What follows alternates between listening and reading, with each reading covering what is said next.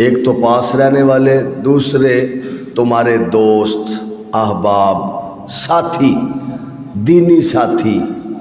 دنیاوی ساتھی، تمہارے مسجد کے ساتھ تمہارے ساتھ نماز پڑھنے والے نمازی،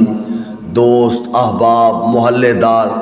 اس سے مراد یہ ہے وصاحب بالجنب۔ میرا رب فرماتا ہے ان کے ساتھ بھی حسن سلوک سے پیش آؤ، ان کے ساتھ بھی اچھا سلوک کرو۔ آج ہم عمل کے میدان میں زیرو ہیں، حالانکہ میرے رب نے سب کچھ بیان فرمایا، لیکن اس کو سمجھنے کے لیے وقت کی بھی ضرورت ہے، علم کی بھی ضرورت ہے، اور علم جو ہے اس کو حاصل کرنے کی سب سے زیادہ ضرورت ہے۔ علم ہوگا تو پھر بات کو سمجھ آئے گی، اگر علم نہ ہوگا تو سمجھ، اور علم ملتا ہے مصطفیٰ کریم کی دہلیز سے، حضور کی دہلیز سے علم ملتا ہے۔ اب بندہ دہلیز مصطفیٰ پہ نہ آئے تو پھر اس کو علم مل سکتا نہیں ہے، حضور کے دروازے سے علم ملتا ہے۔ میرے کریم نبی صلی اللہ علیہ وآلہ وسلم فرماتے ہیں کہ تم اپنے دوستوں کا بھی دھیان رکھو، کیونکہ رب کا حکم ہے، اور حضور علیہ السلام اسی طرح اپنے دوستوں کا دھیان رکھا کرتے تھے۔ حضرت سیدنا ابو ہریرہ رضی اللہ تعالیٰ عنہ حضور کے صحابی ہیں، اور وہ صاحب بالجنبی میں حضور کے لیے وہ آتے ہیں۔ حضرت ابو ہریرہ رضی اللہ تعالیٰ کہتے ہیں ایک دن میں راستے میں بیٹھ گیا، مجھے بھوک لگی تھی، پیاس بھی لگی تھی، لیکن کئی دن سے فاقہ تھا،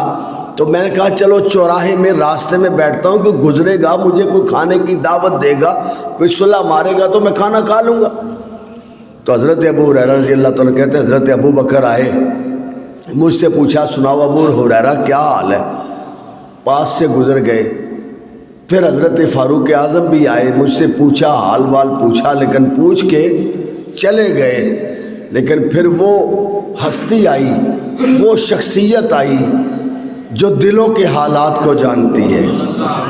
وہ ہستی آئی جو دلوں کے حالات کو جانتی ہے، اور وہ میرے نبی پاک ہیں صلی اللہ علیہ وآلہ وسلم۔ حضرت ابو ہریرہ رضی اللہ تعالیٰ فرماتے ہیں حضور آئے نا تو حضور نے مجھ سے پوچھا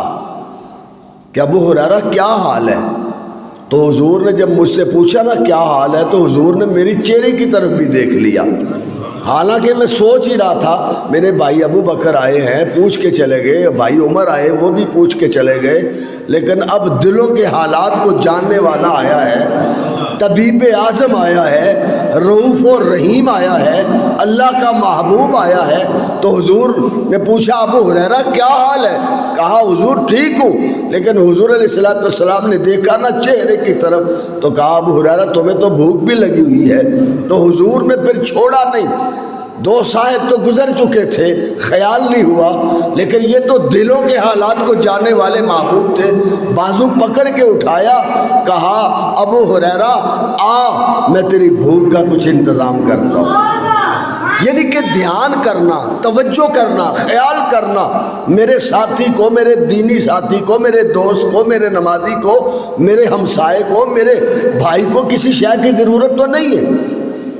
کسی چیز کی ضرورت، صاحب بالجنب جو تمہارے کروٹ کے ساتھی ہیں۔ آج ہمارے ساتھ کوئی نماز پڑھنے والا بھائی ہمارا ہو تو ہم نے کبھی اس کا پتہ ہی نہیں لیا،